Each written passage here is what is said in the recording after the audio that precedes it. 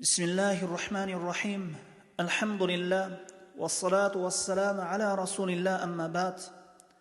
Урматтуу момун мусулман бир туугандар, Рамазан айынын орозосу баарыбызга белгилүү. Парыз болгон орозо. Рамазан айы бүтсө, орозо бүтүп калдыбы? Жок, албетте, орозо бүткөн жок. Орозо имандуу пенде менен дайыма болот. Туура, парыз болгон орозо бүттү Рамазан айынан кийин. Бирок нафил болгон орозолор калды. Бул Аллахтын райымы. Мына ушул нафил орозолордон Шаввал айынын 6 күн орозосу. Сахих Муслимде келген хадис: عن أبي أيوب الأنصاري رضي الله عنه أن رسول الله صلى الله عليه وسلم قال: من صام رمضان ثم أتبعه 6 من شوال كان كصيام الدهر. Абу Айюб ал-Ансариден риваят кылынат. Чындыгында Аллахтын элчиси саллаллаху алейхи вассалам айтты: Ким Рамазан айынын орозосун кармап, андан кийин аны улай Шаввал айынын 6 күн орозосун кармаса, 1 жыл орозо туткан сыяктуу соопка ээ болот. Бардык өмүрүн, убактысын орозо туткан абалда өткөргөн болуп саналат. Субханаллах. Мына ушул Шаввал айынын 6 күндүк орозосунда канча деген жакшылыктар бар, канча деген пайдалар бар. Биринчи пайдасын айта турган болсок, 6 күн Шаввал айынын орозосу Аллахка шүгүр келтирүү. Аллахка шүгүр келтирүү эмне менен бүтүп жатат? Сөз менен элеби? Жок. Пенде Аллахка баш ийгенин далилдейт. Аллах бизге 1 ай Рамазан айынын орозосун парыз кылды.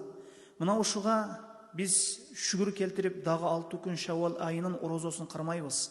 Мындан келип чыгып айтабыз, шүгүр келтирген абалда орозо кармайт экенбиз Шаввал айынын орозосун. Экинчи бир пайдасы, Шаввал айынын орозосу бул нафил болгон орозо. Парыздан кийинки ибадат, парыз ибадаттан кийин аткарыла турган нафил ибадат, парыз намаздан кийин боло турган нафил намазга окшош. Биз дайыма парыз намаздан кийин нафил намаз окуйбуз. Эмне үчүн? Анткени раватиб намаздан максат эмне?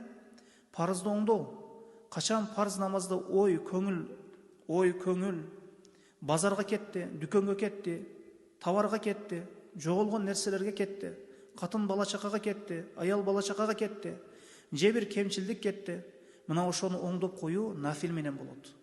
Рамазанда бир кемчилдик кетти, анын түзөөнүн жолу, аны оңдоп коюунун жолу бир гана ушул Шаввал айынын 6 күндүк орозосу менен. Үчүнчү бир пайдасы, хадисте айтылганда, ким Рамазандан кийин 6 күн орозо кармаса, ал бардык өмүрүн орозодо өткөргөндүн сообу болот. Кудум өмүр бою орозо туткан болот. Аллах Таала бир жакшы ишке өзүнүн алдында 10 соопту жазат. Эң азы 10 сооп. Эгер киши орозо кармаса, Рамазан айын 1 ай, ал 10 ай орозо кармагандай болот. 2 ай гана жетпей калат экен. 1 жыл бою орозо кармаган болуу үчүн. 1 жыл бою орозо тутуу үчүн. Мына ошол 1 жыл бою орозо кармаган болуп саналуу үчүн мына ушул 2 ай жетпей калат экен. Эгер киши орозо кармаса, Рамазан айын 1 ай, ал 10 ай орозо кармагандай болот. 2 ай гана жетпей калат экен. 1 жыл бою орозо кармаган болуу үчүн мына ушул 6 күн Шаввалдын орозосун 10го көбөйтсөк 60 күн болот. 2 ай болот. Ошондо пенде 1 жыл толугу менен орозо кармаган болот. Рамазандын орозосун кармап, анан Шаввалдын 6 күнүн орозосун кармаса, ал инсан 1 жыл бою орозо кармаган болот экен. Мына ошол Шаввал айынын 6 күн орозосу бул бир белги. Аллах сенин Рамазанда кармаган орозоңду кабыл кылганын, Аллах Рамазанда кармаган орозоңду кабыл кылганын билгин келеби? Билгин келеби? Туткан орозоңду кабыл болгонун же кабыл болбогонун билгин келеби? Жакшы бир амалдан кийин жакшы амал кылып кетсең, бир ибадаттан кийин бир жаңы бир ибадатты баштасаң, бул амалыңдын кабыл болгон белгиси. Кайсы бир жакшы амалдан кийин пенде жакшы болсо, анын ибадатын кабыл болгонун белгиси. Парыздан кийин жаман амал болуп калса, жаман абал болуп калса, жаман иштер болуп калса, анын туткан орозосу кабыл болбоптур. Рамазанга чейин бир күнү иш жасаган, Рамазандан кийин жанагы киши оңолду, өкүндү, анан да орозосун кабыл болгонун белгиси.